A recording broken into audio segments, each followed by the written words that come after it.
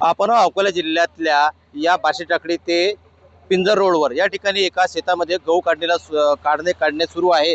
हार्वेस्टरने गहू काढण्यात येत आपण पाहू शकता की हार्वेस्टर जे आहे या हार्वेस्टरने गहू काढण्यात येतं। कारण काय आहे तर या परिसरामध्ये मजूर मिळत नाही आणि मजूर जर मिळाला तर तो मजूर येईल याची गॅरंटी नाही।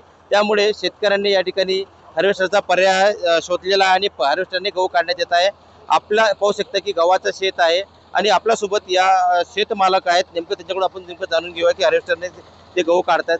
दादा मला सांगाल की बा तुम्ही तुमचं हे जे शेत आहे कशाचं आहे आणि नेमकं तुम्ही जे हार्वेस्टरचा का वापर करता काय सांगाल? माझ्या शेतामध्ये गहू पेरलेला आहे मी। हार्वेस्टरचा वापर याच्यासाठी करत आहे आम्ही मजूर शोधले, आम्हाला मजूर काही मिळाले नाही। मिळालं तर हो आज येतो उद्या येतो असे चाटा मारतात। आले तर त्यांना बोला करून येते ते आम्हाला 300 रुपये मजुरी लागेल बाईला, ते पण 9 ते 12।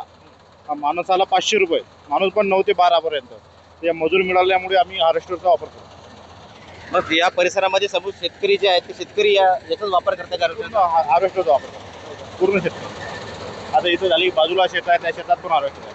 कारण की मजुरासाठी कास्तकार कंटाळले, मजूर मिळतच नाही कास्तकार।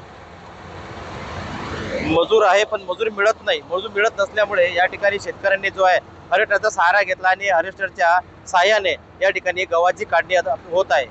गणेश सोनवणे, टीव्ही मराठी, पिंजर, अकोला।